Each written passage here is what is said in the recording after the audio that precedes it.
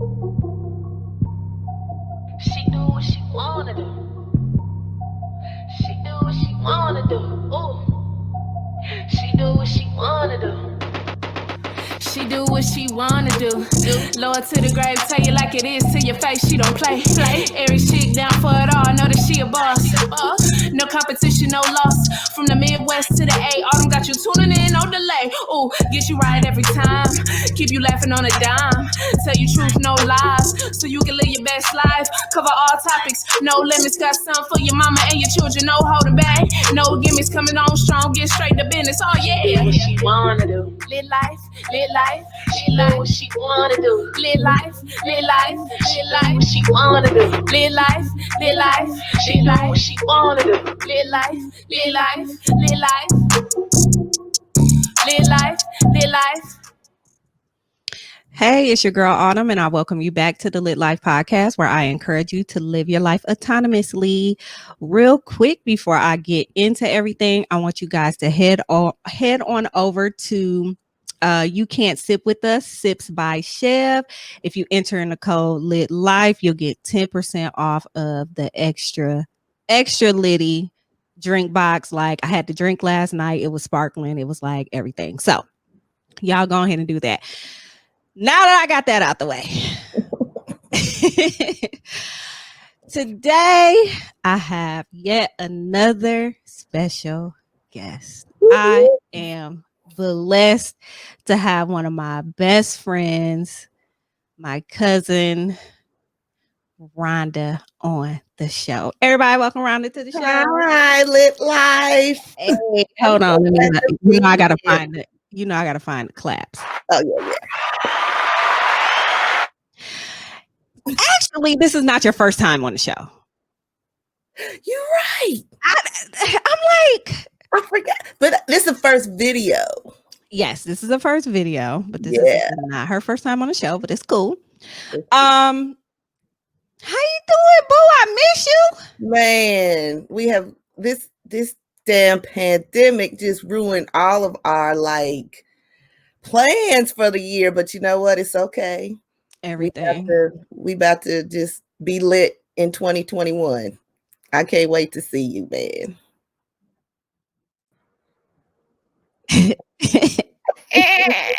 We'll record. We back. What just happened, y'all? All I know is the internet went out. That's what happened. You was like this.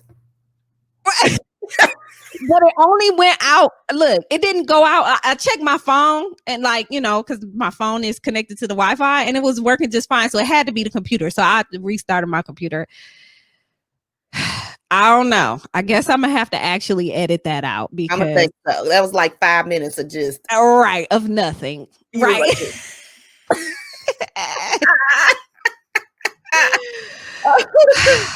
Well, that's a way to break the ice. Man. Right. So I was saying, we got to get together. That's really all I was saying. So yeah, it's gonna happen. Yeah. So anyways, I'm glad that you're here. We're going to talk about something that's pretty serious. I'm pretty sure I try to make a laugh out of it because you know me. I just can't help myself sometimes. I'm like kind of like Michael Scott a little bit. I think I've just been watching it too much. I think he's rubbed off on me. He's definitely rubbed off on you. I be pretty inappropriate some days. But anyways. Okay. First, you already know we just gonna go ahead and jump. No, first, no. Let me do this right. Okay. I already said this is one of my best friends. Do you want to tell folks about yourself? I mean, I could tell folks about you, but just what you like. You ain't really gotta go all into. No. So it's real simple.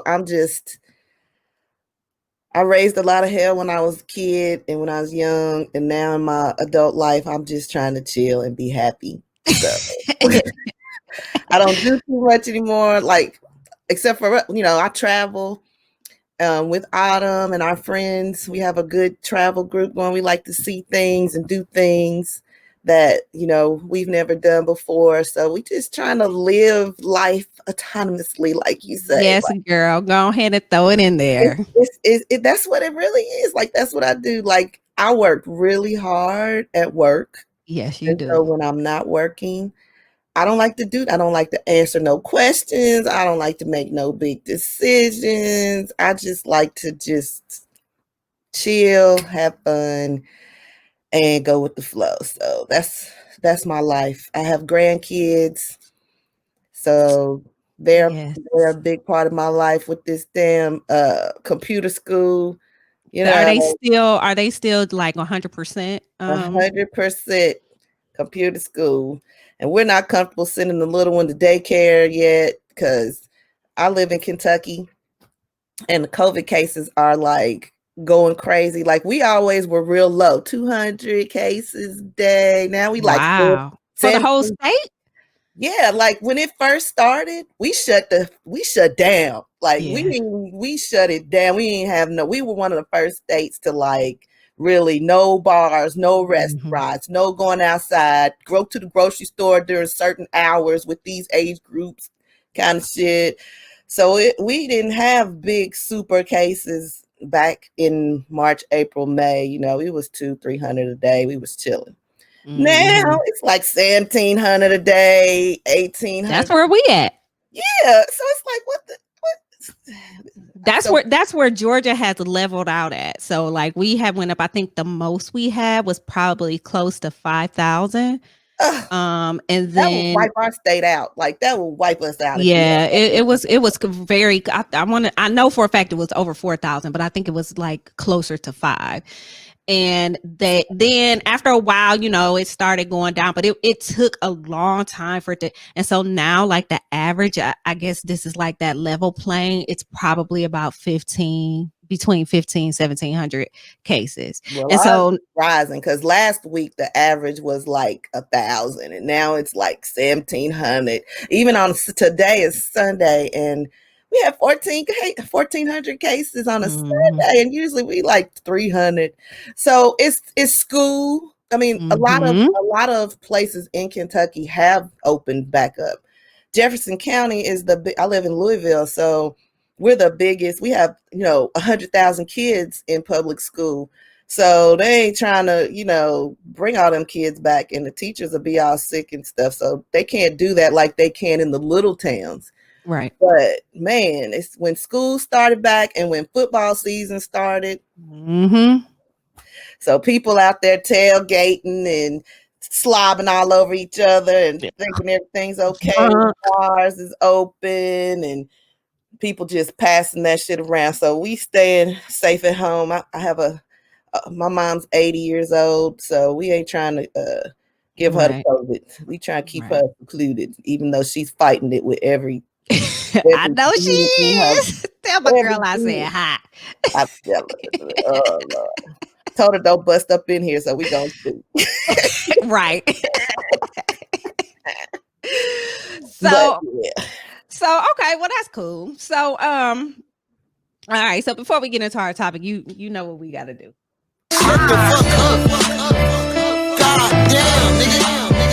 Man, shout out to the 313 cuz Detroit, that's a product of Detroit. Like That's my shit. shout out to that nigga. But anyways, I know you brought a Shut the Fuck Up award because this is I do. everybody's favorite part of the show. It's my favorite part of the show, man. And it was hard. Like, there's so many things that when I'm listening to your show, Mhm. I be like, yeah.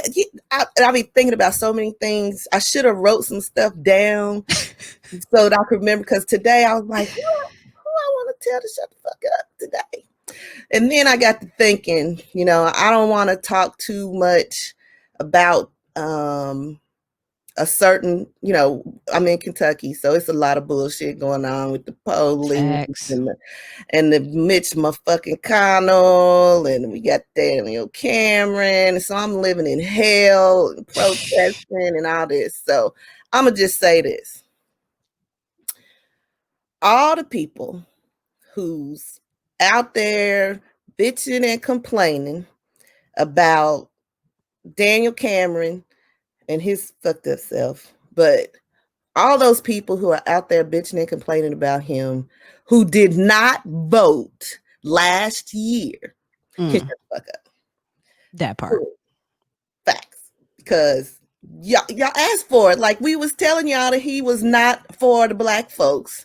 He was Mitch McConnell's little protege, or little puppet. His little black boy. Yeah, that's his little Sambo over there, cheesing and smiling. And we was telling y'all that, and y'all was like, "Nah, we got a Democratic governor in Kentucky last year. That's how bad the Republican governor was.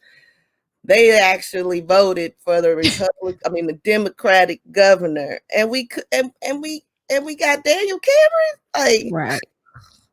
So everybody who did not vote or who voted for Daniel Cameron thinking that he was going to be on the black folks side, all y'all can shut the fuck up until y'all vote this year.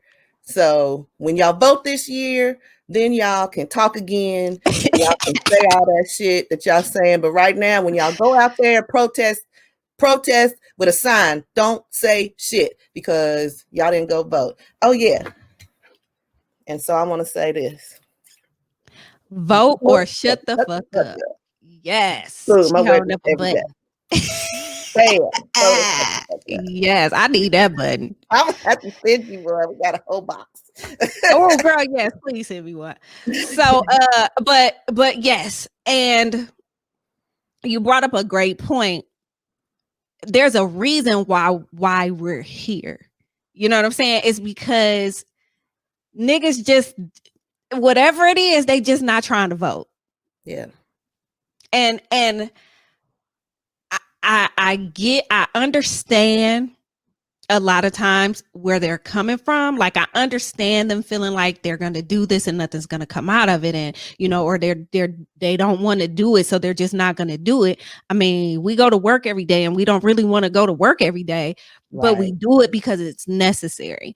And I think that I truly believe, and I could be naive, whatever. I don't know. I feel like I'm still learning, but I truly believe that if we all came together as a people and went out to these polls and voted all the time, not just when the fucking world is on fire. Right.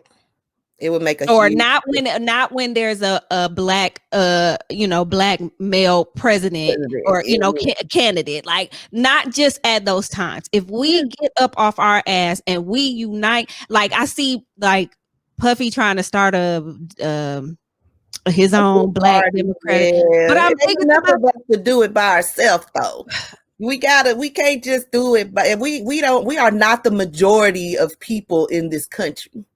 So if every black person voted the same way, we still are not don't have enough people. We have to really be smart about that kind of shit. Because you're distracting from the overall goal by separating. You can't separate. We really do have to find some common ground with all the bullshitting people too. Like we're never gonna agree on everything. Hell, me and you don't agree on everything. Right. So never, and that's people think that way, but it's not gonna happen that way. But we all have to find some common ground to come together, or else, we gonna continue to be on fire like we are now, which is and I also think, I'll be honest, like I don't think when I was younger and I had my son that I really instilled in him the importance of voting. Like I did it. I voted always, but I never took him. I mean, I think maybe a couple times I took him, but I don't ever remember having a conversation with him about why it's important. And he didn't learn. Like I'm realizing these millennials and a little younger or whatever the 20-year-olds generation's called. I don't even know what the hell they call. Whoever the 20-year-olds. Let me look. They don't really understand the civil rights movement like we did or like our parents did, because hell, when they were coming up, we had a black president. So they think it's, equal in some sense. And I think once now they're realizing it's not. But so I made sure that this year, like my grandkids, I had to be the old, grandma with the apron on and break it down to their ass and be like, look here, this is what really happened back in the 50s, 60s, and 400 years ago. Like, we wasn't all cool with everybody back then, because how else are they going to know? Our schools ain't going to teach them the truth. Absolutely not. So we have to teach our kids the truth and why it's important to do certain things while they're young, so they don't grow up thinking that it's not a big deal and that they don't have to do it. So I'm glad you brought that up too, because I just yesterday or day before yesterday. No, let me take that back. Few days ago, I text Bear, did you vote? He ain't texting me back. No. Right. So after I voted on whatever day that was, I text him again. Nigga, did you vote? Right. Still no answer. This dude gonna say, you know what? I ain't even going, because I'm gonna be pissed off about it. No, he has not voted yet. There you go. But he has not voted. He's gonna wear his ass out till he does. I'm all the way in Georgia. He's all the way in Ohio. I got on the fucking thing to make sure all his shit was straight and sent it to him. There's no excuse. Right. He and it reminded me of my grandmother.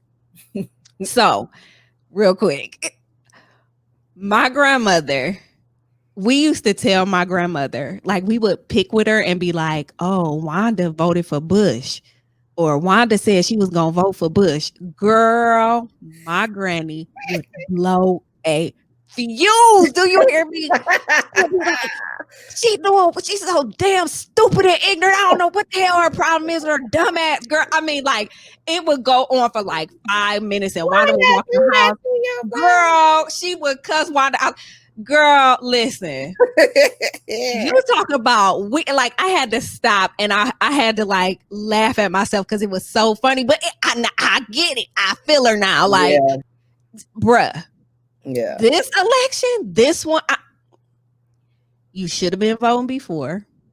If you have not, you should have been voting before. But this one here, you can start a new trend. Like, I took the entire family to the polls. Yes, I saw the pictures. My grandkids, my 8-month-old niece, my 30-year-old niece, my mama, my sister, my son. We all went and made the little people standing out there. I was like, can you take our picture, please? Right. He was like, oh, this is so great. It's a family affair. I was like, every year we're going to have like a voting caravan party to go to the polls, because I think we all have to do, it needs to be like a barbecue or something. Right. Go vote and have like some kind of little thing. How long was y'all wait to vote? Oh, it was a good, we went right in. We went at the right time. Good. And it took maybe 20 minutes to get all the way through that with all of us and baby carriages and everything. It was, but they have four big voting poll stations on each side, north, south, east, and west of town. And there's probably 150 stations. Oh, wow. At each, like the biggest one, I think they have probably 300 or 400 at the fairgrounds where people can go. They have, the little voting things. There's probably 300 of them in there. But the one I went to probably had about 150. So they was getting people in and out. Yeah, they opened up one because like Fulton County is like the county that's always got the shit going on. So they opened one at, I want to say, State Farm Arena at the basketball. So people have literally been going in, walking out. I'm in Cobb County. It took me, I drove. There's a place right around the corner from me, but I drove out because when I looked at the map, there's like this map and it has like estimated waiting times. Oh wow. And it said that it was like 90 minutes for this one. So I was like, I can drive. I'll just drive, a little further out. and it said the wait was like 20 or 30 minutes, but I waited an hour, and it wasn't bad. Yeah. I'm glad that people are going early because we feel like here, if there's lines on the 3rd, then we failed. So I work at a civil rights organization in town.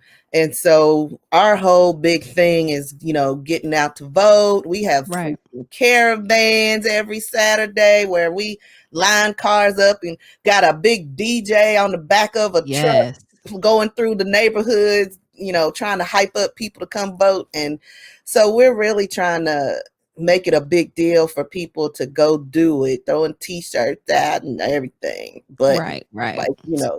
But right, yes.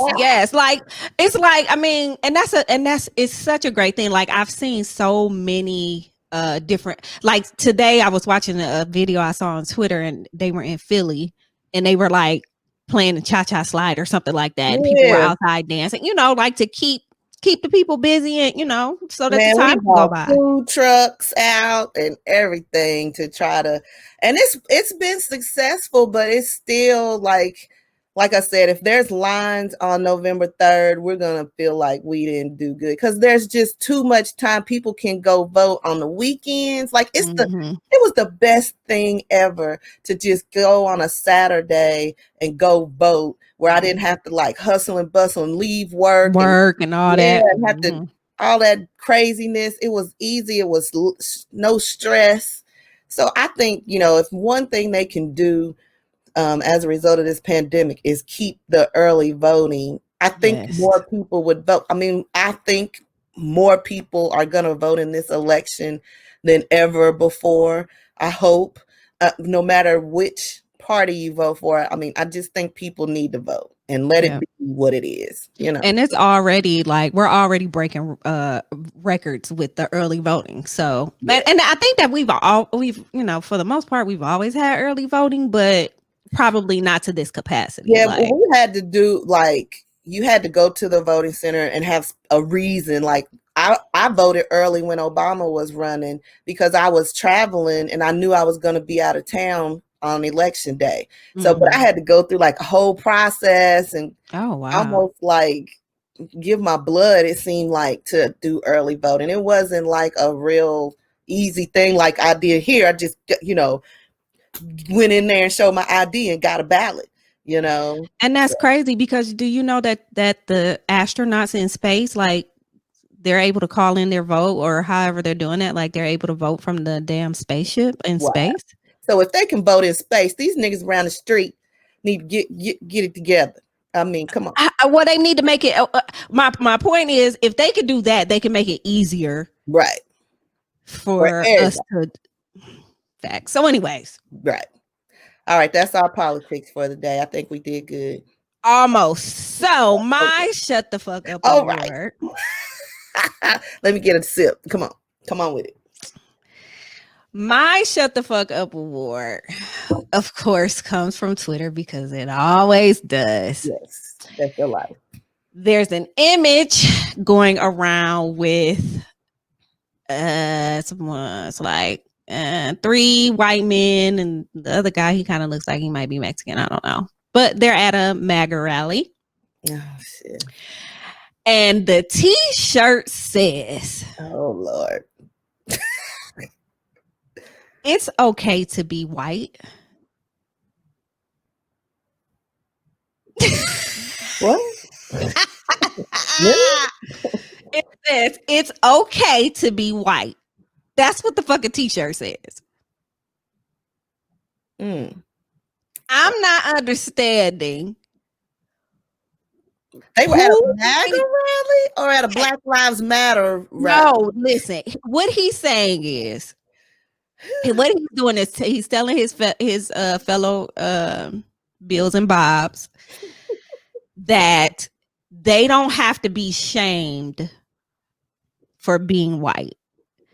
And my thing is, nobody is shaming you for being white. Do you feel shame? Right. Do you feel shame? Because that's on you. That's on you. That's on you, fella. Mm-hmm. Like you seriously spent money to go to the motherfucking COVID-19 rally Right. because ain't nobody got no mask on, No. to wear this fucking shirt that says it's okay to be white because today and every day you're feeling like you need to be oppressed and you need to feel more oppressed than anybody Than else. anybody else. Yeah. I'll let you say it. So on that note, I just like this man and whoever else the fuck got this t-shirt on to shut the fuck up. Fact. Because that's ridiculous. Seriously? All right. It's okay. Okay. I ain't gonna even. It just don't make sense to me. It doesn't. And I hope they blast that picture all over the place and show it's definitely viral. And it's like you have to like, dog. I'm gonna have to send it to you. But like, are you seriously on here with a fucking shirt that says it's okay to be white? Like, nobody ever said that it wasn't. Right. They missed the point. They so miss the whole point of all the movements and everything else. Like, shut up. And that's the same story, right? It's the same story over and over. It's like something happens. Everybody, we Black folks, what we do. We amplify. We try to get to the bottom of shit. Right. We're trying to explain. We shouldn't be having to explain because shit really is pretty fucking clear. Right. But y'all still just don't get it because you don't want to get it. Right. You don't want to accept that. So now you're feeling shamed. Because who the fuck decided to put that on a t-shirt? Just, yeah. Shut the fuck up. Anyways. Yeah. So I brought my cousin on. I hit her up. What was that, last week? Because I'm always hitting a nigga up at the very last minute. What's today? Today is October 25th. Wow. It's still 2020. It's still breast cancer month. It is. We haven't heard a lot about breast cancer. Like when I really think about it, I think when I hit you up last week, I think I might have like seen something and it dawned on me. You know what I'm saying? Mm-hmm. But I know that you're a breast cancer survivor. And I wanted to bring you on and just tell a little bit as comfortable as you want to be. You ain't got to get too explicit or whatever. I do have some questions, but this is so important and we can't let it get lost in the bullshit that we're going through. I mean, I understand COVID is big. I understand our president is a big dummy, but there are still so many things outside of that are affecting Black women, especially because we can't even get like fair treatment and shit. Right. Like we could literally have bomb ass insurance and all this and other, and it's still like we're still treated away. When we tell them what's wrong, we have to be like overly adamant about our own health care because they just try to think that we all have the same symptoms and the same, characteristics, and we don't.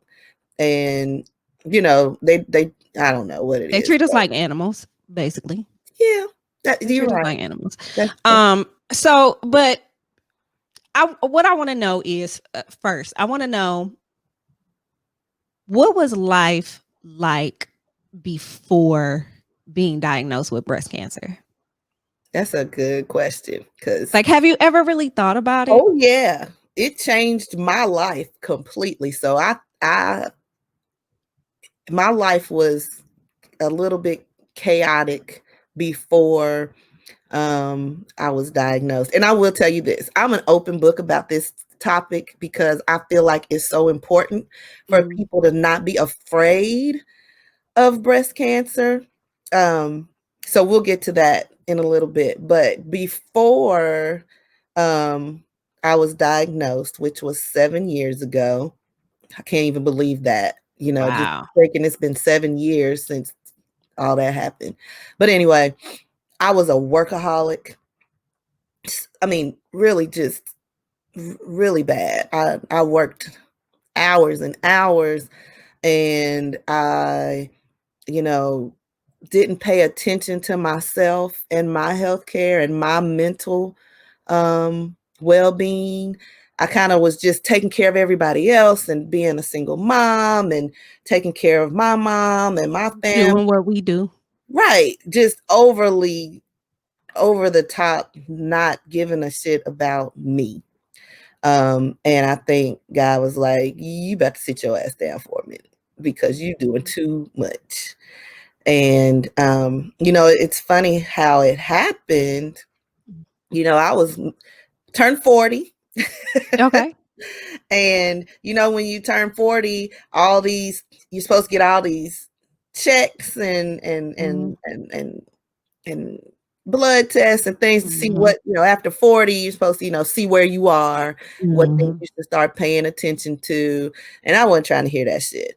It was January, February. It was February, and March Madness happened, and the Louisville Cardinals was tearing it up on the basketball court, and we was winning all kind of shit, and we was going to the grand Final Four, and I was like traveling around and living my best life, going to the games and things like that year.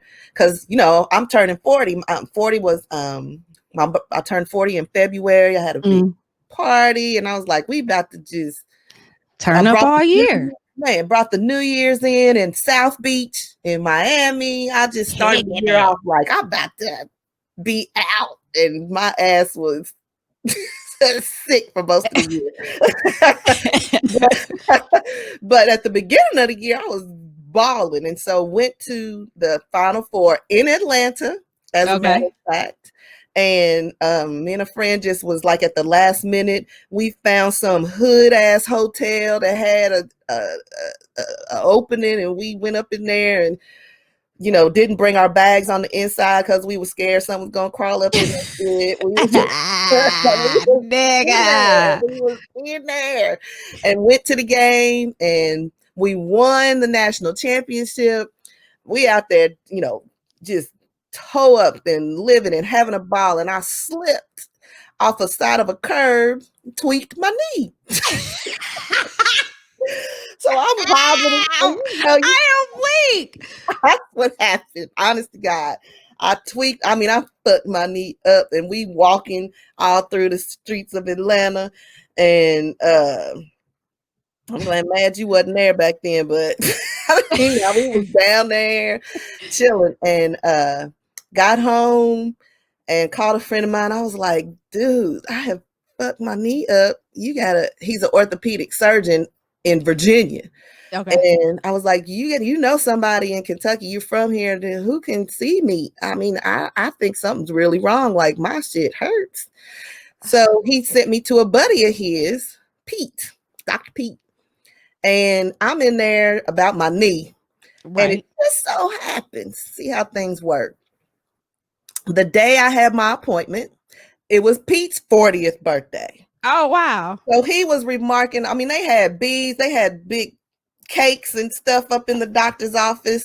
And he's back there seeing me. He's like, all right, well, you got to get an MRI because I got to see what's going on. Your knee is swollen, it drank liquids in there. We got to see what's going on. I was fucked up. So, so he said, well, he had this big thing on his chest with a big 40 on it because they gave him this necklace to wear. And he said, I'm 40, so I understand you're 40. We got to get all our checks. You need a colonoscopy. You need a mammogram. You need all this shit. I'm about to do mine. So you got to get an MRI. That's the same place you go to get a mammogram. You want me to schedule your mammogram while you're getting your MRI. You can do one shot. Boom. Right. Okay, yeah, go on and do that while I'm up in there. Save me some insurance money. I thought, but it didn't. But anyway, so my orthopedic surgeon signed me up to get my mammogram, and I went and got that shit. And I went back to his office with my MRI results. I got a torn meniscus. And he Damn. said, I see that your mammogram was abnormal. So I'm gonna need you. And I said, yeah, it was abnormal. They just told me I need to come back and, have another one, a digital one and all that. And he was like, all right, well, why don't you go do that? And I'm gonna give you some good meds for your knee, because first I want to make sure your boobs are okay before we start cutting on your knee. Because you got to have surgery on your knee. I was like, okay. Now, I ain't had surgery since I had a C-section with my son. I'm not a surgery type of person. Right. So, I was like, fuck, surgery. So, he just happened to also be into all this wellness stuff and not having medication to solve every problem. We're doctor, but he don't think he wrote a book called No Magic Pill. So I Googled his ass before I went to see him, actually, and I found out he wrote this book. So I got the book. And it was all about, healthy things you can do, and pills don't always solve your problems. So, he's one of these cool guys that's a doctor who only really cuts on you if it's necessary. Yeah. But anyways, I go to get my boobs checked again, and these motherfuckers is like, yeah, you got cancer.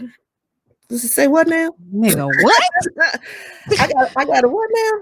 Well, because before I went back, I had to get a biopsy, and I'm still thinking, people have biopsies. I don't have a lump, I don't have no drainage, I don't have none of that. You know what I'm saying? So I'm like, this is probably a cyst or whatever. So I was lucky that because you are, but real quick, because you are that person. Like Rhonda is a person that, like me, I'm thinking I automatically would thought my titty was on the ground. Like I would have already thought titties were gone at that point.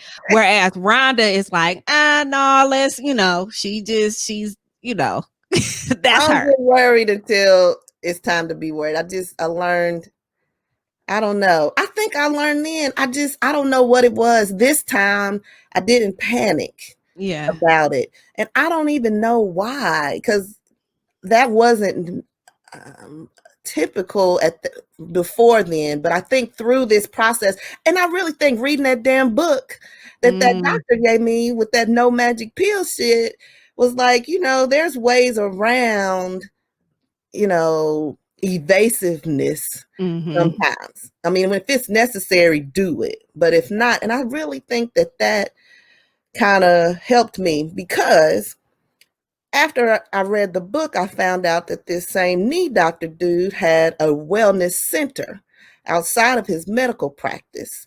And I went one day because he helped me, get signed up for stuff. I was like, let me see what this dude is really, talking about.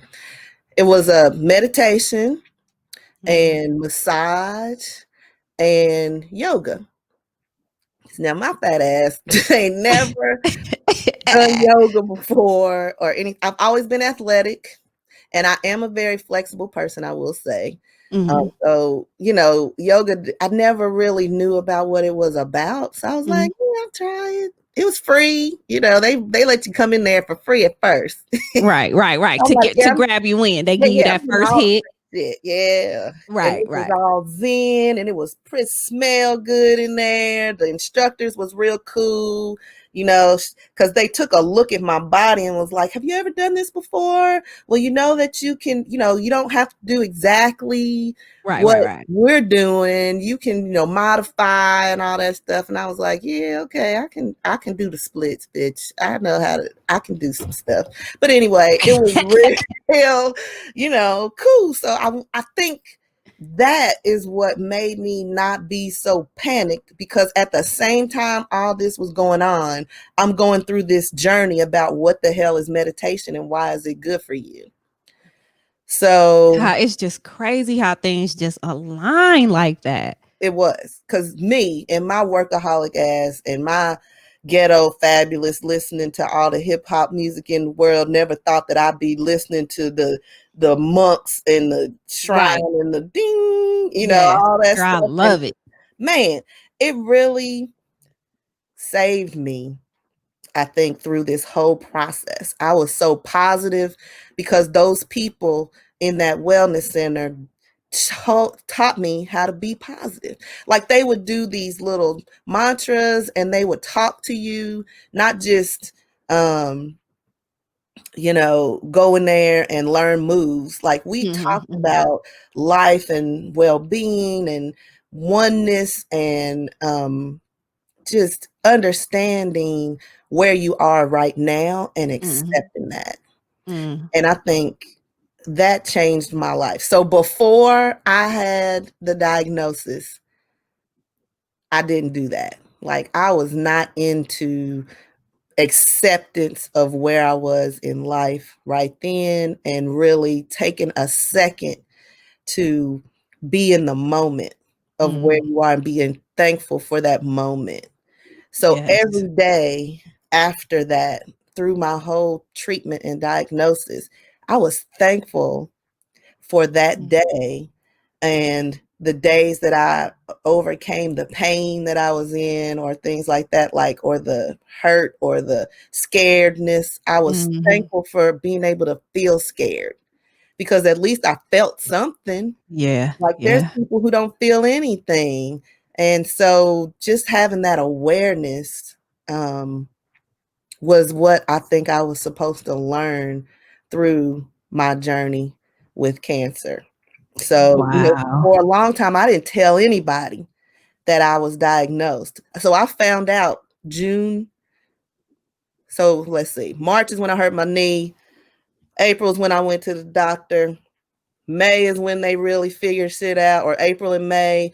So by the end of May, I knew I had it.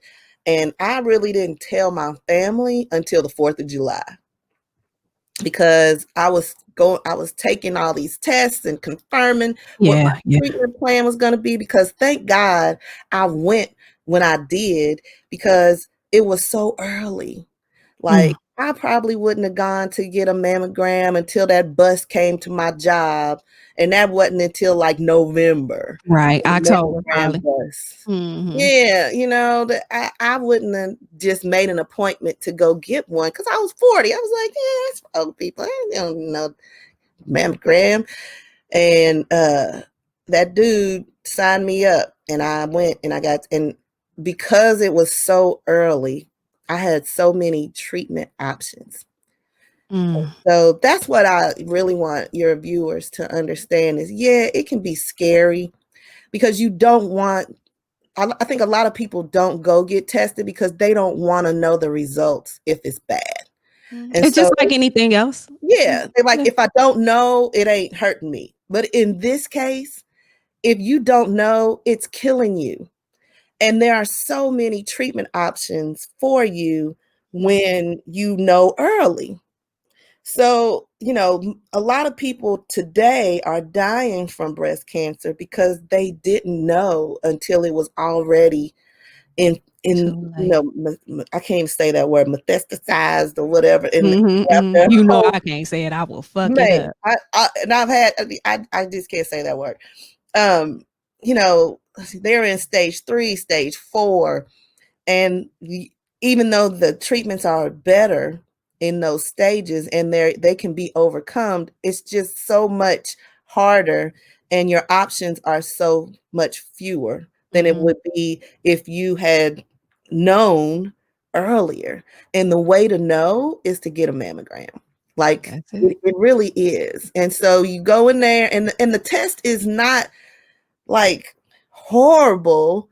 It's kind of, I'm kind of a masochist, so I kind of like the squeeze that you get a little bit. But okay, well, let's talk about this because that's what I was gonna ask. I was gonna ask like what it feels like, or because I know it's like a machine and it just squeezes it really, really hard. Like how to really hard. It pretty much is you take your boob and you put it in a machine and you put your boob, like this is the plate. You put your boob on top of the plate. Right. You plump it up there, boom. Right. And then the thing presses down on it. And it presses your boob pretty flat. Like, I ain't even gonna lie. Girl, what? It presses it hard. So, but for how long though? For like 5 5 seconds. Okay. So here's what. So it is some good old masochist shit. Okay, It's a bet. mess. Are you telling me I'm gonna be okay when I You go? gonna I'm gonna be be okay. fine. You Okay, gonna cool. be fine. And this is why it's like so it's as long as you can hold your breath, like it's over before you get out of breath, because they make you hold. They'll say, all right, I'll count to 5 and you hold your breath, take a deep breath in, and then it's like 2, 3, 4, and then it just releases and you're like, whoo. Okay. So it, when I had big boobs, it didn't hurt as bad. It's like the bigger the boob to me, the more cushion you got in there, it don't hurt as bad. Now I got little bitty boobs, and that shit is painful. So people with little boobs that don't have a lot of stuff in there might have a little bit more of an uncomfortable feeling, but it's for 5 fucking seconds. You can do anything for 5 seconds. Like you pinch your damn arm real hard Right. for 5 seconds, and yeah, it's gonna hurt, but you're gonna be all right. It's the same I've been telling people about the COVID test. Like if you get the nasal swab, like it's literally over before you know it. Like I was very surprised. Yeah, now, they I still did up there, and then right. By the time you get uncomfortable, it's out. Yes. So yes. It's like, and I did have to pull over because I was in the car, I was doing a drive-by thing, and I had to pull over and wait for my eyes to stop crying. Yes. But aside from that, it really wasn't that bad. But anyways. And that is the same concept with all these preventative tests. People got to realize that when you know, you can do something about it. That's right. And when you don't know, you fuck yourself up, because sometimes it might be too late. So one of the points you made was the earlier you know, the better your options. Let's say you would have waited until November. What do you think things would have been different? Do you think your outcome would have been different? Like at what were you at a stage? Like I don't really know how the stages work. So what stage were you? I don't really know how aggressive it has to be to switch the stage.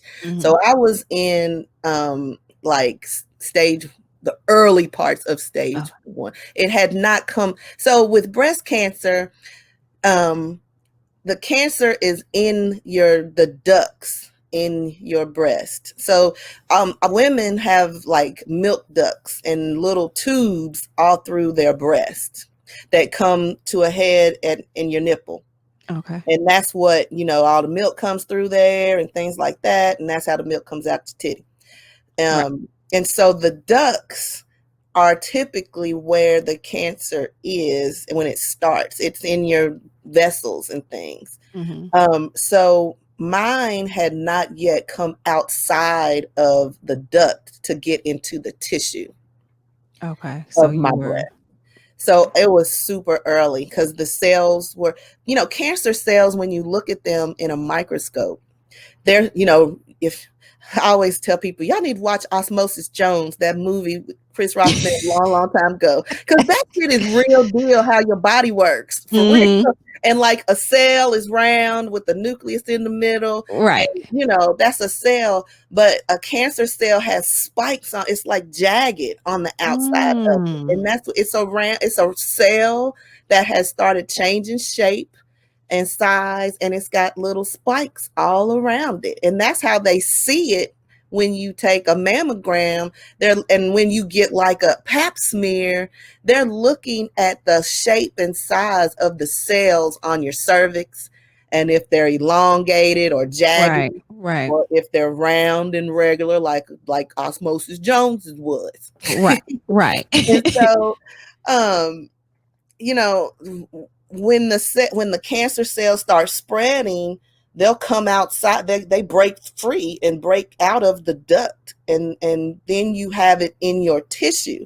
And once cancer gets in your tissue, that means it can travel to other places in your body. And so that's why, if you catch it when it's in the duct still and it hasn't spread out through all your body yet, then they know where it is. When it's outside of your ducts, they don't know where it is. And so they have to give you treatment all over your body, like chemo. Yeah. So chemo is a drug that they infuse into your veins and arteries or wherever, so it can travel through your whole Your body. whole body. I didn't. I was lucky, and really that's luck that I got an early diagnosis and it hadn't broke free yet, so I didn't have to do chemo.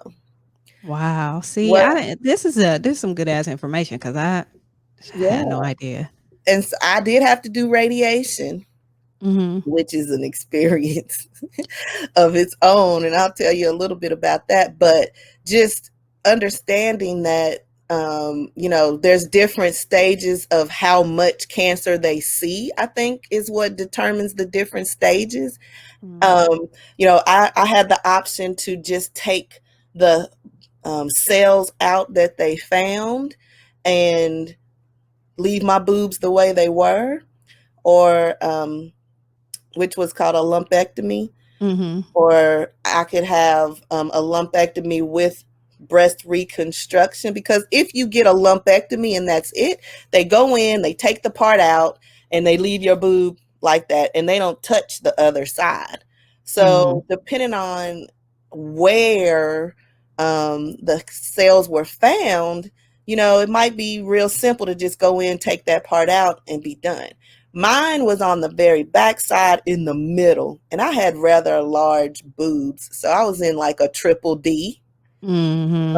And so they were like, well, when we go in, we take everything out that we touch. So we don't just go in and cut around and go get that spot. We take it all out, and then whatever we get, we get. So if they had just taken my shit out, my boob would have been all Right. It would have been crazy. Right. right. And my other one would have been stupid. So I chose to get a lumpectomy with a reconstruction so that they could make my boobs symmetrical. Mm-hmm. And I got a reduction. So, my boobs used to be, my nipples was down here. I had kids. So my shit was like this with my nipples. And when I had my reconstruction, my shit was back like this. Right. You was sitting pretty. I was like, oh shit, I got some. Well, I don't have to wear no bra. What? Right. And it just you take the good things that you get. I was able to get a reconstruction. I was able to do that kind of thing, but it was because I had options. People ask me a lot, when they get diagnosed, they'll call me and they'll say, what should I do? Should I get a mastectomy? Mastectomy is they cut your shit off. They take all your ducts out so that you have a smaller chance for it to pop up. Yeah, for it to spread through your body. And usually people that have where it's come outside the ducts, they generally get a mastectomy and they cut that shit off. So people ask me, what should I do? Should I get them cut off? Should I do reconstruction? What should I do? And I tell people my experience is this, and you can do what your experience is. If I had to do it all over again, I probably would have cut them shits off just completely. I really would have. And this is why. It's very hard to get breast cancer if you don't have breast ducts. You know what I'm saying? So, and my doctor, my surgeon told me that because I had a breast reduction, and as a part of my breast reduction, I have like scar tissue, yes, lumps. So they're like, it's like lumps, like but they told me they're like, it less, because I was like, I mean, would this make me more, am I gonna get cancer after doing something like that? You know what I mean? I had all them questions, and they're like, no, it's less, it's a lesser of a chance because now you have, instead of these big ass E's you toting around. Right. You know what I'm saying? Like, your back, child.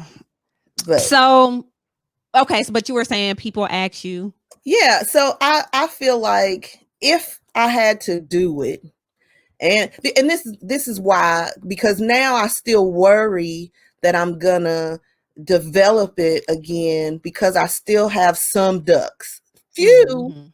because most time when I go, they say, yeah, it's a bunch of fatty tissue in your boobs. Because they took off so much. Like they took off like more than half of my boobs when they took it off. So I have a less chance of redeveloping it in that form. Now, I'm not saying that you can't get another kind of cancer. Like, Right, I am absolutely. totally not saying that. And I'm not saying you'll be cancer free or anything like that when you have the mastectomy, but there's a less likely chance. Like, for instance, if you don't have a cervix, you can't get cervical cancer. Fact. So, you know, those, if you have a hysterectomy, the you might not get them we call them ovarian cancer if Cancer, you don't right, have ovaries. right. So I tell people it's up to you. But if I could do it over again, I would cut that shit off because I still got to go get a mammogram every year. But at least they're just once a year now. I used to have to go get 4 a year, like Oh every my 3 months. God.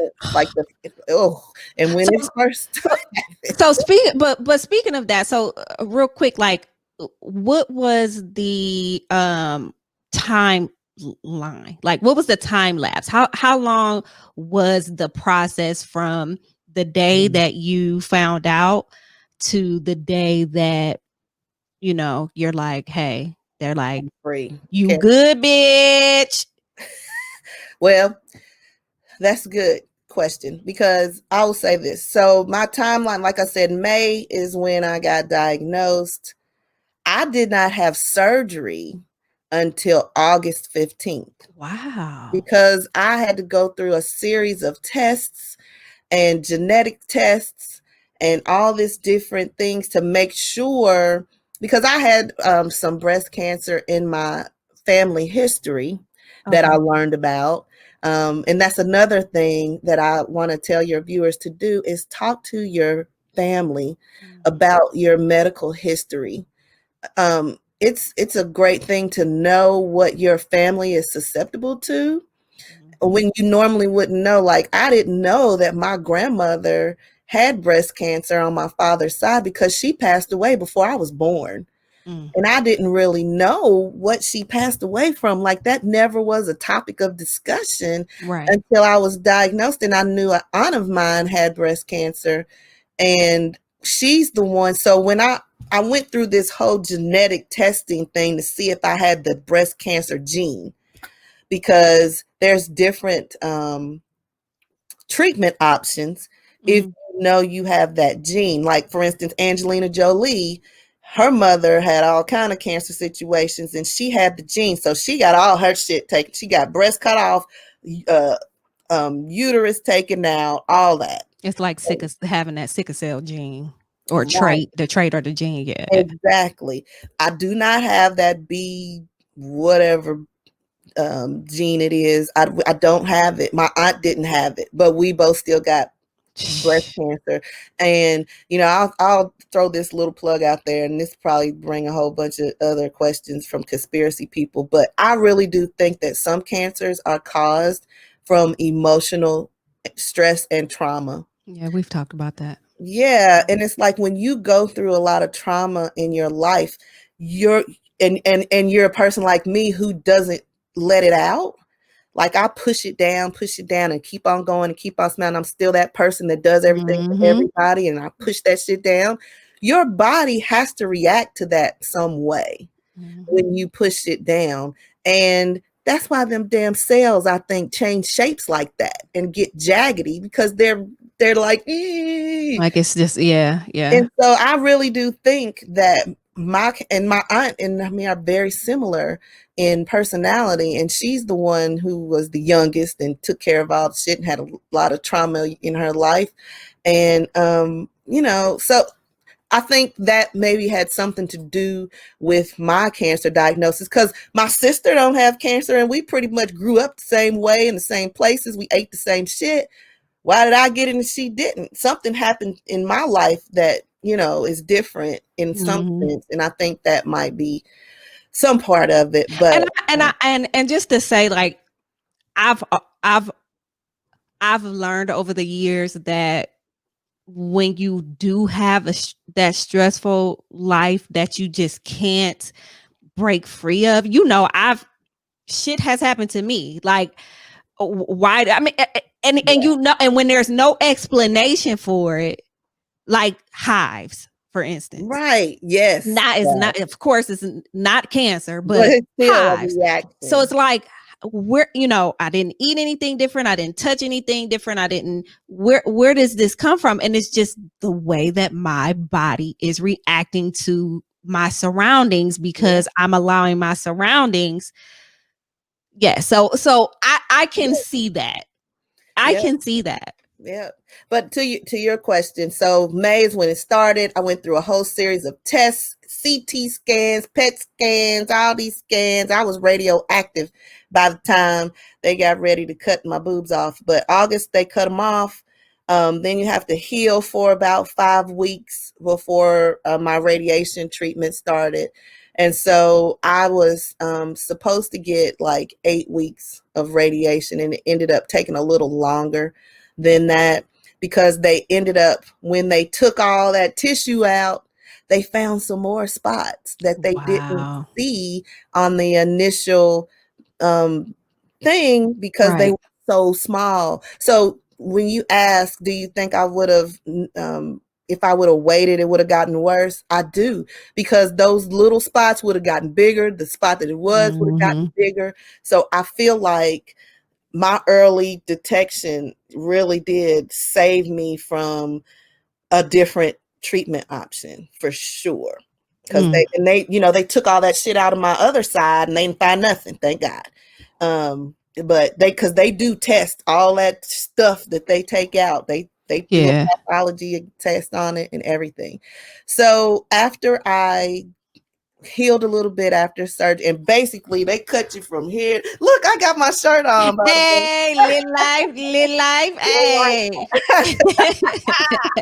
But they cut me from here to here, all the way across my whole mid. Like the midsection under your breast. They just went straight across. It's very similar to what you did with the reduction. And they put some tubes on there? Yes, them tubes. I think that was one of the worst parts about the whole deal, was those little suction tubes. And God love them, I couldn't do it myself because my hands didn't work. Okay. Yeah. Like, I was very flimsy in the hands when I first came home from surgery. And my son, who was, I think, 17 at the time, he would come in and do my little suction thing 3 times a day. He had his little gloves. He was like, Mama, I'm gonna take care of it. I'm gonna take care of you. Nephew. I mean, I didn't think he had it in him for real. I really did that. He stepped up to the plate. My mom don't cook at all. She cleans. And so yes, she does. she cleans, OCD cleans, but she cannot cook. So I was all worried about what we gonna eat. My hands was not working the way they were supposed to. So my friends they have some app online where you do like a meal chain, and you send it up to all your friends, and they sign up for days to bring dinner over. So thank God for things like that. They took 2 weeks, but he was the one who would heat the shit up and get dinner ready for my mom and me, and he just did a lot. Oh man, helped me to really make it through without a lot of stress on that stuff, because that's the kind of stuff I was stressed about, is taking care of them, right? Of when course, I was sick and all that bullshit. But I got over that real quick. So you said it was 5 weeks to heal. Okay. To heal. So that was August. So the beginning of November, actually, it might not have been, it was the middle of September. It's like almost the end of September, mid-September, I started the radiation. So this is a big myth, I think, that people have about radiation. In my situation, I had to go every day to radiation.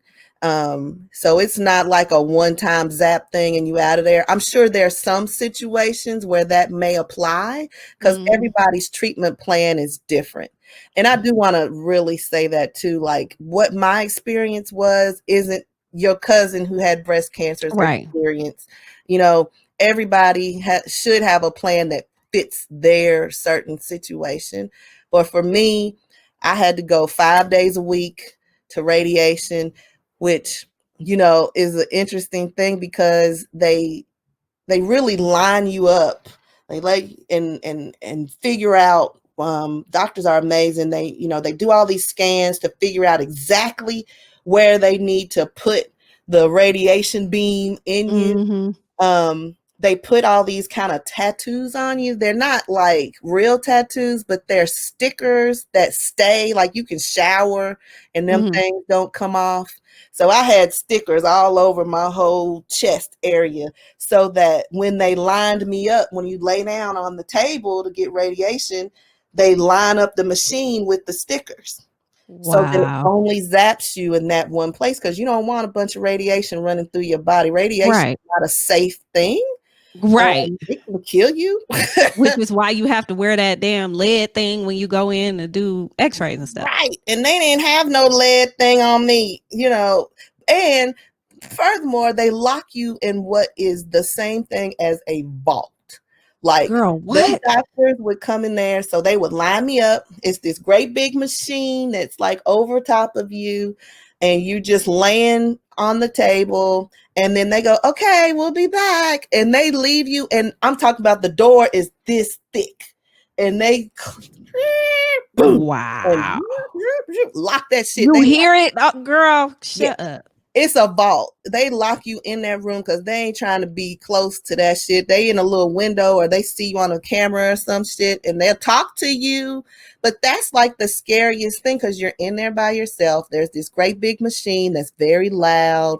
So it's kind of funny. On the ceiling, they had like stained glass window kind of thing. It looked like outside, like the sky and the sun, because you're just sitting there and you have to be completely still. Like I had to hold on to these handlebars so that I wouldn't move. So And that for it how wouldn't long you zap got to me. be in there? Not long. Like that took maybe 15, 20 minutes Okay.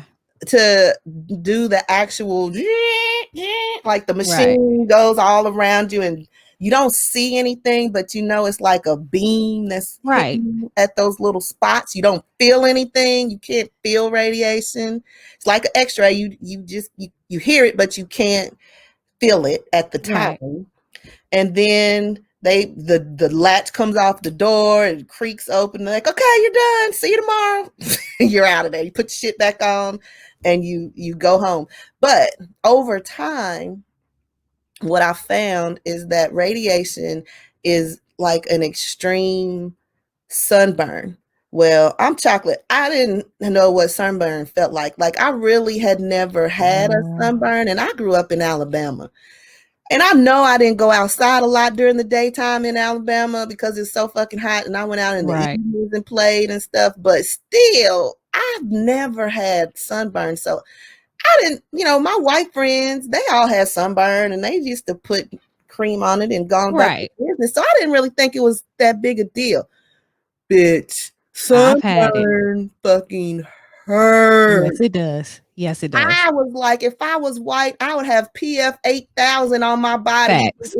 every day. I would never go out in the sun without some kind of protection if I didn't have brown skin.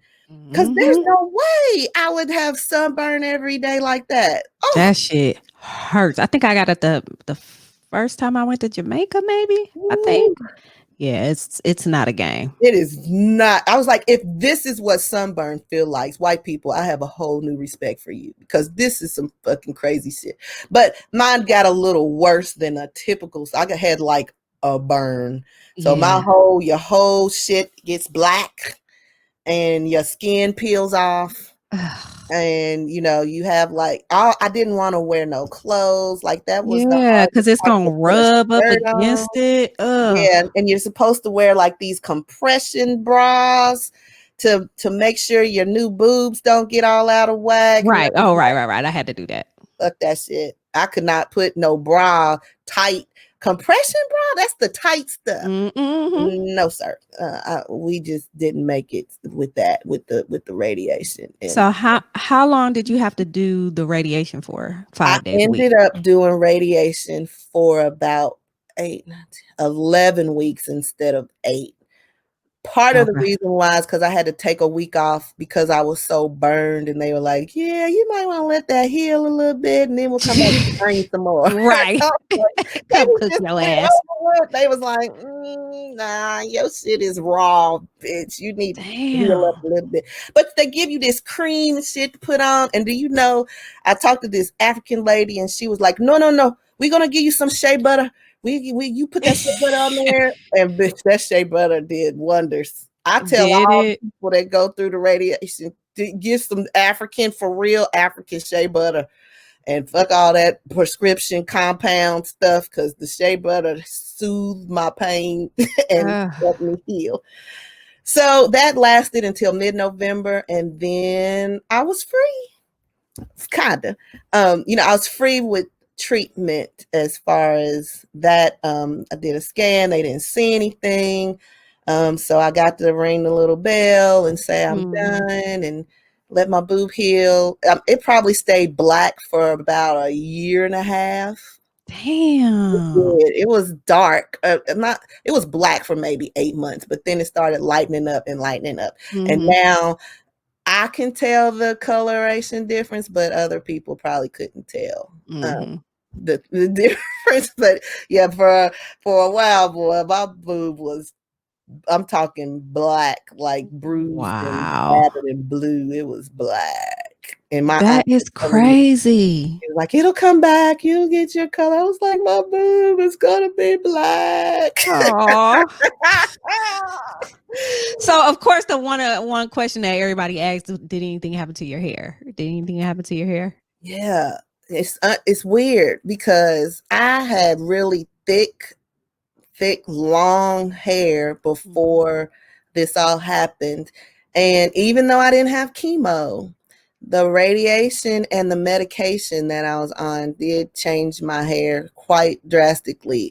It got really thin and brittle, and I ended up cutting it. I had a bob because when I was going through all this, I wasn't even thinking about my hair. It was still long, and it just kept getting thinner and just breaking off. It really didn't fall out like it does with chemo, and I didn't lose like my eyebrows and things like that. I will say though, the hair under my arm will never grow back again. Oh, you lit. Right. I was like, well, that's not a bad thing. I'm trying to get the other ones lasered. Right. Because I'm over here shaving one side because my side over here is cool. That's crazy. But yeah, the radiation killed all that shit. So they said, maybe in about 12 years it might come back, maybe, but not likely. I'm like, I can live with that. Right. Do it on my legs a little bit, get this hair off my legs. Right. No more. But it did change the texture of my hair. But it still was okay. It didn't it was, I put a perm in there, and then I quit putting perms in. So that really changed the texture. So I don't know now if that was because of radiation or just because I started going naturally, and that shit is something to deal with. So, and another quick question. So during the treatment, so during your treatment, how hard was it on your body overall? Like, did you feel sick, or were you constantly sick? How did that? Well, I wasn't throw up sick. Okay. I'll say that. I didn't get nauseated a lot, maybe a few times. I will say that. So after I had the surgery, I did start on an oral medication, some pills. Right. And I did have to take those for 5 years. And so some people say your treatment really isn't over until you finish the pills too. So now I'm completely done with treatment because I stopped taking those pills a year and a half ago. Yes, ma'am. I remember. Yeah, I know. So I was like, this is the last fucking tamoxifen, because that shit, let me tell you, was what throws your system off. And I started having hot flashes. Girl. If when I be on the Lit Life podcast having hot flashes. Do you hear me? I be on podcast happy hour having hot flashes. But yeah, that stuff you had done will throw that happening. But that was unbelievable. Like I couldn't explain the heat in my body. Like I remember one night I just took all my clothes off and went and laid on my tile bathroom floor because it was so cold on the floor, but I just couldn't, like, it's like an internal heat. You ain't telling me. Can't get I was so my body had to get used to that tamoxifen. So I probably had hot flashes for a couple of weeks until I got used to it. And then if I missed my medicine, it would throw up. So I rarely, if ever, after that first time I missed and I had a flash, I was like, oh no, bitch, I got to go home because I can't spend the night over here because I got to go home, get my medicine in the morning. I was not playing with no sleepovers and overnight stays when they wasn't playing, or I started leaving shit in my car too. So, just in case. Anyways, but during the so radiation makes you very lethargic. And I went back to work part-time because I had been off work since August. And then, when I started radiation, I had to leave. I had to have it every day. So I would do the last appointment like at 3:00 every day. So I could go to work, leave at 2:30, do my radiation. And then I would just come home and lay down and go to bed. Cause I would just be it's like you have the flu, but you don't have the chills with it, but you're so like, your body is just tired. Like you can't wake your body up. Yes. Which in turn led to them finding out that my thyroid was acting a little weird. So, that's one of the things that sometimes happens when you have radiation. Some people tend to have thyroid issues as well. Wow. And so it's just like a spiral. Yeah. And then I had this stomach thing where my stomach got loose, and that was they don't know. It had to be them or something that happened with something, because when I did my scan, I was having like reflux a lot. And they were like, what's going on with this reflux? And every time I ate, I would cough. And so I went back and they did another scan, and they were like, And I was like, what the fuck does that mean? And she was like, well, your stomach is supposed to be right here, but there's just like an open space. And I was like, what? So then she scrolled up. She said, oh, there it is. I was like, what? Wow. She's like, your stomach is like behind your lungs and upside down. And that would make sense as to why you cough every time you eat, because the acid in your stomach is dripping out and it's getting in your lungs. So that's probably not a good thing. We need to get that fixed. So somehow my diaphragm, it's kind of like people who have what they call a hiatal hernia, where a little piece of their stomach like comes outside of their esophagus hole or their diaphragm. That's what a hiatal hernia is. Well, mine came all the way out. So, oh my God. They don't know. They were like, were you in a car accident when you were younger? Maybe you touched your diaphragm or something. I was like, no, bitch. Y'all did this to me. Did y'all? Right. So we never figured out how my stomach got loose, but it did. So they went and put it back and tied it down. And now I can't never throw up. But so do you get, so do you get nauseated? Yeah. And it's horrible because you want to throw up. Right. You cannot throw up. Oh my God. You just have to live with that shit until it passes. And it's the worst feeling in the world. The worst, like, when you throw up, you feel better. Right. You be ready to get it over with. Right. Yeah. And I'll be like, oh my God. Nothing. It will not come up because they had to tie my stomach down, and it won't do that. So yeah, so I don't get white girl wasted anymore because I don't want to feel like I got to throw up. Girl, it's the worst. Because I'll be ready to kill all y'all. So I'll just So continue to smoke and be happy with that shit. got to. So okay. So then you said you got to ring the bell. Everything's cool, but you still had to take this medicine. Yeah. Daily or whatever. And then go back every 3 months and get checked. Had to do blood work. They checked my blood, make sure there wasn't any levels that showed up out of normal in my blood. So I stayed. Did it ever happen, like over those 5 years? Did you ever have anything like abnormal aside from your stomach falling out? And my thyroid. So that was real. I had 3 surgeries in a year. August, I had my boobs done. That April, after that, I had my stomach fixed. And then the following April, I had my thyroid cut halfway off. They kept half of it. It wasn't cancerous. There was some kind of growth. And I was like, that's that fucking radiation that makes shit grow in your body that ain't supposed to be there. And I don't want nothing in my body that ain't supposed to be there. So get it the fuck out.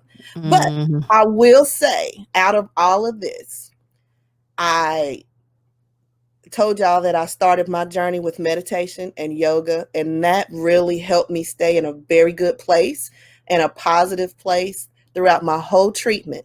And because I did that, I didn't have to have surgery on my meniscus. That started all this shit. See, I was wondering, I was gonna come back to that. Like, damn, did she ever get the damn? Nope. And my doctor said he feels like when I started doing the yoga, it strengthened my muscles in a way where I didn't have a complete I had a tear in my meniscus and not a ruptured meniscus where it was torn all the way across.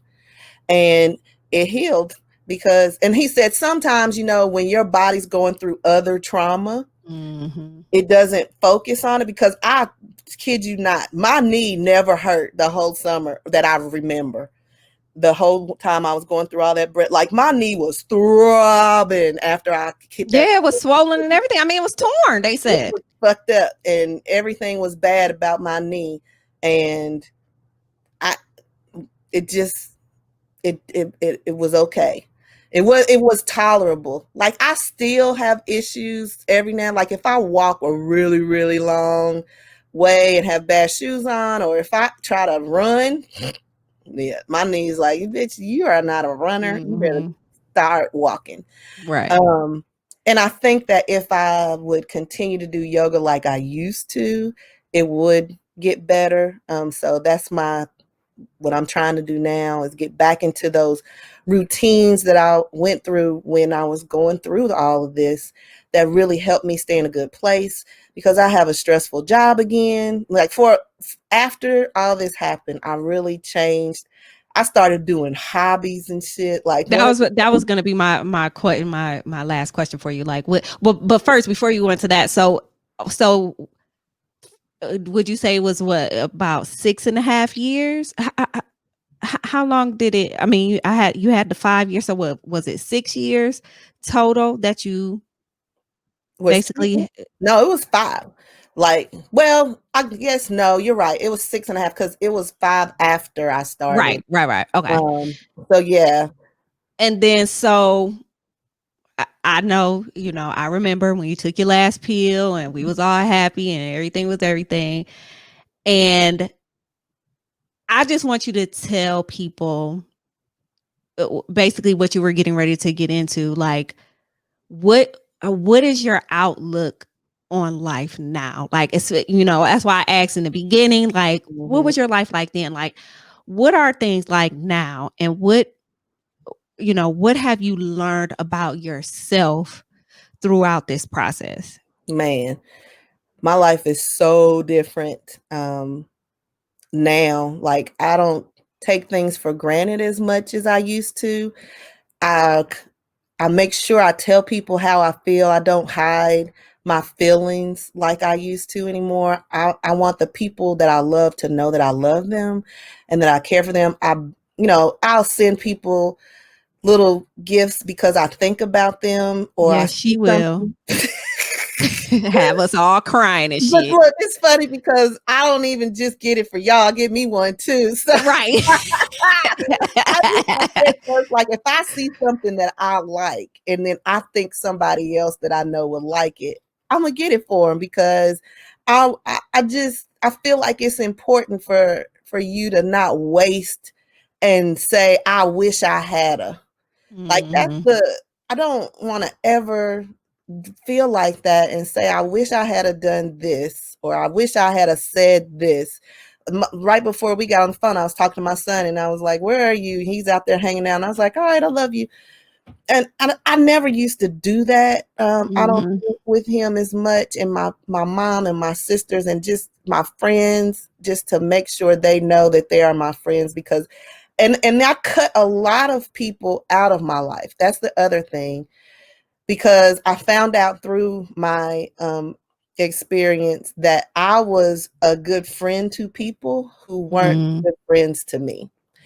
And I don't blame them for that. Like I think I filled a, a place in certain people's lives, that, and I'm an empath. Like I take on other people's issues sometimes and I try to solve and fix them and help them. Mhm. And I just can't do that for everybody. And I had to recognize that about myself, that I can't save everybody. Sometimes people need to be a part of their savings themselves. Mhm. So I lost some people who I thought were my really good friends through my cancer experience, because you know you tell people you have it finally. I put it on Facebook. I kind of kept letting people know I was okay, and people would check in, and some people wouldn't. People who I Yeah. thought would come by and see me, like, or people who, when certain ones of my sorority sisters sent out that meal chain Mhm. thing, Mhm. you know, I thought surely, some people who I thought I was close to would they know my mom don't cook, Right, sitting right. over here starving, and they didn't.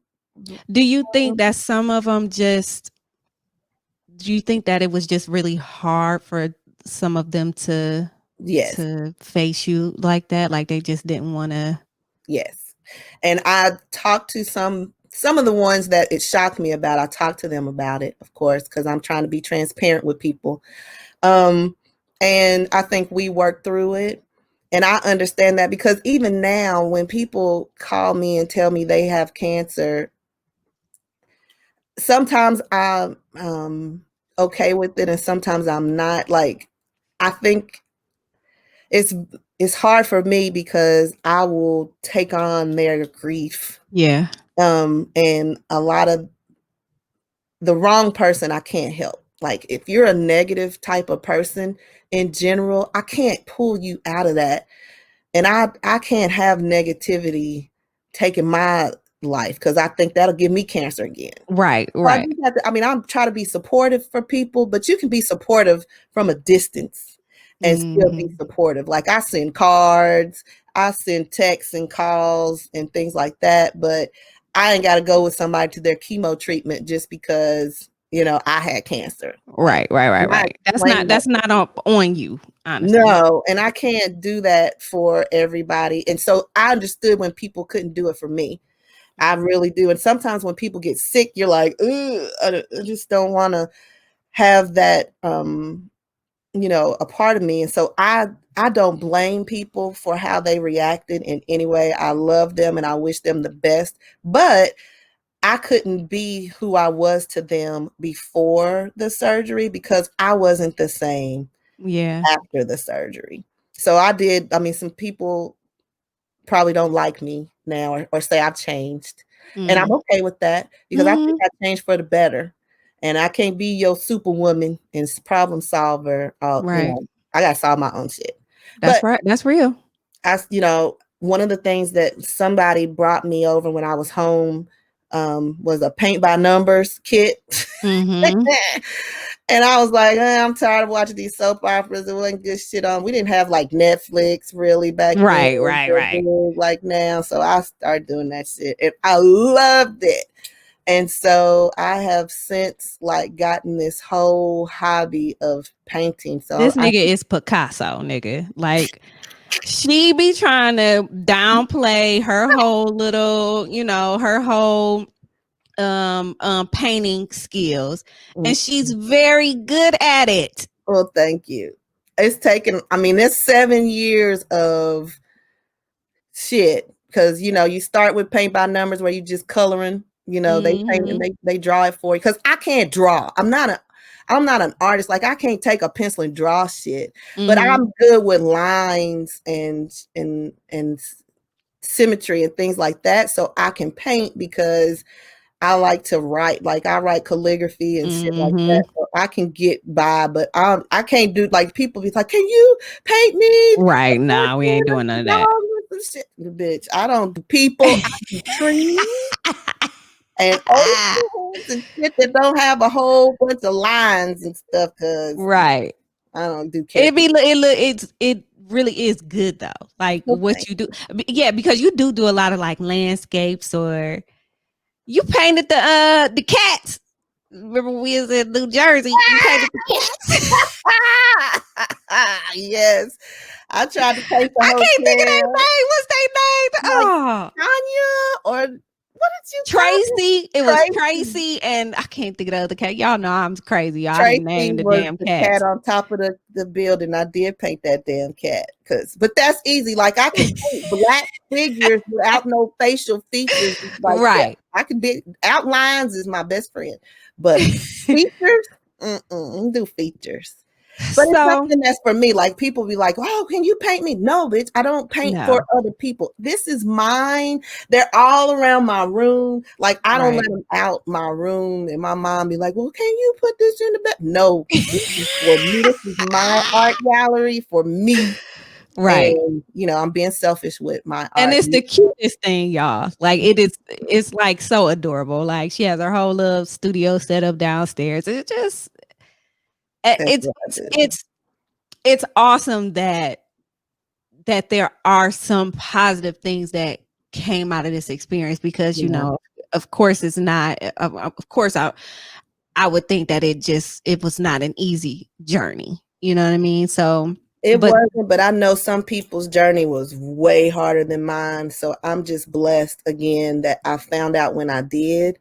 And so I just implore all the women and all the men who have women in their lives, tell them, and men too, it's free. Like, if you have insurance, it's covered 90% of the time.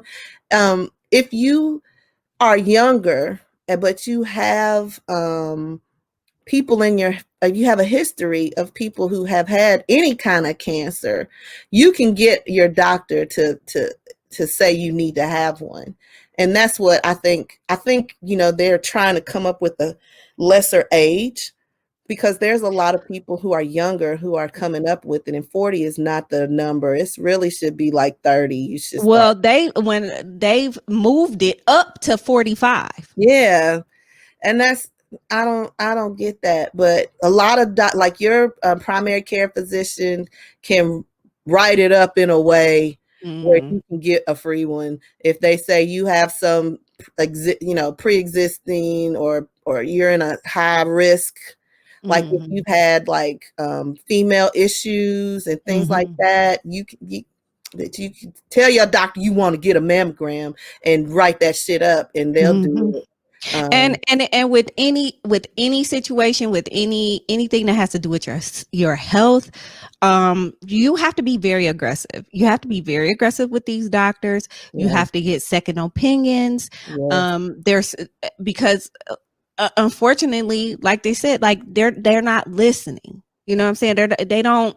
It's like, well, I'm the one with the degree. Okay, well, nigga, I'm the one that's over here feeling like I'm about to die, and you're telling me that there's nothing wrong. Exaggerate. Like, they really don't believe a lot of Black women. Like, there's women in the hospital having babies, and have blood clot issues because they don't believe them when they say their legs is hurting. They ain't believe me either. They ain't Yeah, believe me either. we know our bodies, and we need to be explicit and very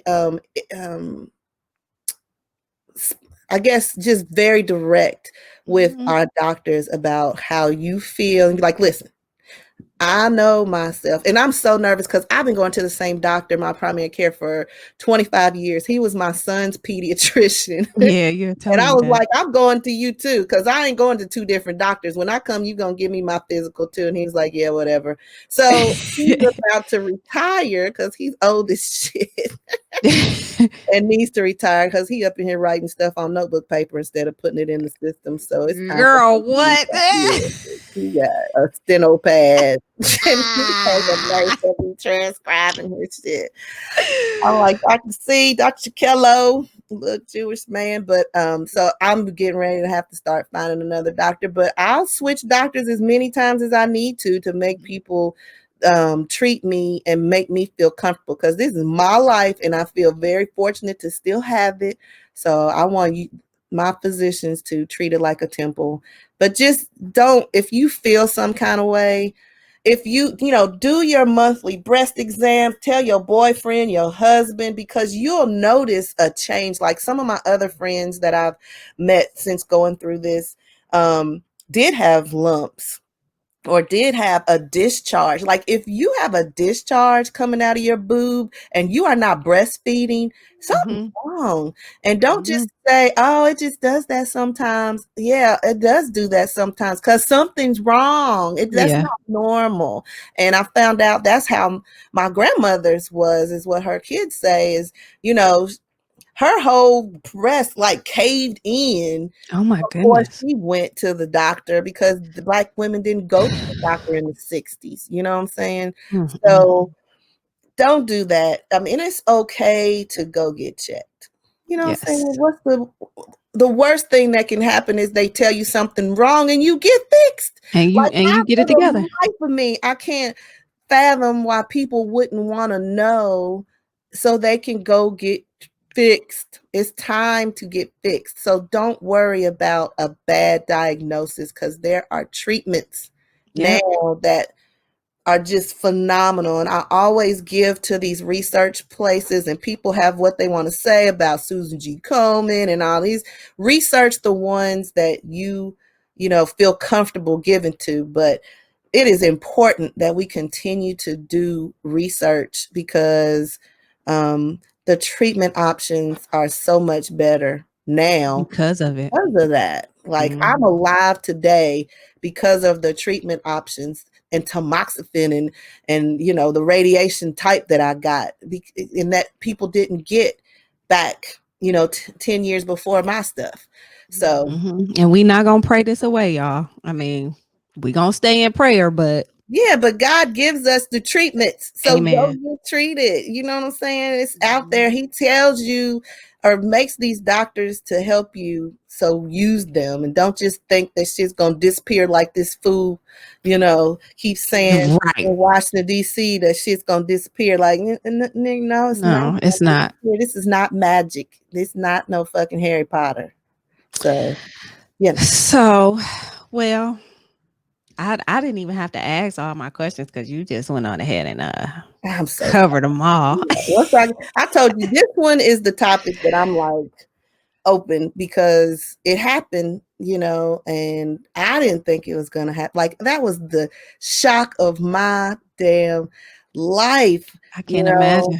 I was in a meeting at work and the pathologist called, and I stepped out of the meeting because I saw the number and I was like, hey, and she was like, I know your doctors talked to you already, and I just don't want you to worry. You're in very early stages. And I was like, bitch, what?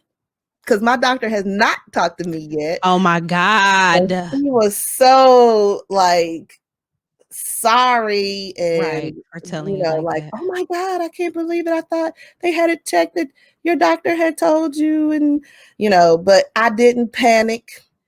I couldn't panic because I wanted to know how the hell they was gonna fix me. Like that was my whole thing was what we gotta do. Right. And you say all that to say what now? What's next? Like, right. When am I coming in? Because surely you have me an appointment set up because y'all Right. gonna have to fix it. And they made my ass wait 3 more months, but I'm glad I did. What those 3 months helped me to prepare for the next part, and then I could prepare. So let your process happen and don't panic and just do what the hell they say and get fixed. This has been amazing. Girl, oh, look at the time. Like, you see it? You see it? Oh my Like, God. This has been amazing. Well, I'm niggas glad still better be listening because this was it was very important. And but you might have to cut some down. no, I'm gonna cut out that one part maybe where we got lost. All right. And then we're gonna go from there. But thank you so much for coming on this show and being very transparent about your journey. And congratulations for basically saying fuck cancer with a big F, with like the capital, like the whole word is capital, like fuck cancer. Yeah, fuck it. That was my hashtag. Yeah, and I am just grateful to have you in my life. I know we say this stuff to each other all the time or whatever, because we really do tell each other how much we love each other and all this and the other. Yeah. But I am definitely grateful, and I'm glad that you punched that bitch cancer in the face. So all the way, fucked it up. Thank you so much for having me. I feel like I'm getting to talk to this celebrity podcaster. Hey, y'all heard that? Don't make me put my glasses on, nigga, because I will. Yeah. I love your show. I love the podcast Happy Hour. Like that's that's like the highlight of my month. I sit there, I get my drink, and I listen. It's so fun. I love y'all show. Thank you. And speaking of podcast Happy Hour, thank you for reminding me because I forgot, and I never forget. But real quick, guys, podcast Happy Hour. It is myself. It is J Boog from J's Quick 3, Audrey from All Tales Pod, Chris from Shenanigans with Friends, and Tamara to the Break of Dawn podcast. We have a show that we do once a month called Podcast Happy Hour. So if you click on the show notes, you'll see the last 3. What was it? Like, what month is this? October. So it's like August, September, and October. You'll see all 3 of those. The next one is going to be on All Tales Pod in November. It's probably going to be like the 3rd weekend. I don't know if it's going to be a Friday or a Saturday, but it will be live. So I'll make sure that it's going to be fun. I'll make sure that I bring all that information to you. And then Chris will be hosting in December for Shenanigans on the Shenanigans with Friends podcast. So, make sure that you guys tune into that. It is so much fun and it's such a good time, and you get to see all of us just being real stupid and ignorant. It's much fun. Shit on TV, man. I be dying laughing, and then I be pissed because I'm like, I be wanting to type and join in that shit. So the live one, I'll tell them to have the chat comments. Yeah. So look at it. Yeah. So the live will be on Facebook and Twitter, but I think it's gonna be on it'll be on her All Tales Pod page. Okay. So I'll make sure y'all have all of that so that you can get in and chat with us or whatever, and make sure you guys have your drinks and just be ready for a good time. It's gonna be lit. I'm gonna have to finish mine off because I've been drinking orange juice, by the way, but it is in my You Can't Sip With Us cup. So y'all make sure y'all go get y'all damn drink box. I saw them sparkles in your cup. Girl, wasn't it lit? Man, what is that? I don't know what the fuck it was, but I drank it. I'm gonna have to go get a box because I want some sparkles. Yes, girl. Enter Lit Life and you'll get 10% off of your first purchase. So all right. I'll tell you what, I think it was the rum punch, but I'll go back and look. Ooh. So anyways, thank you guys. Thank you again, Rhonda, for coming on and sharing your Thanks for story. having me. It's definitely we definitely need to take better care of ourselves. Again, like she said, like all this stressing, and I'm talking to myself right now, all this stressing and all this craziness, man. We're in a crazy time and crazy place, so we have to be kind to ourselves. And on that note, I just want to say thank y'all for listening or watching, and until you hear me again, peace. Good life. Hey. Thank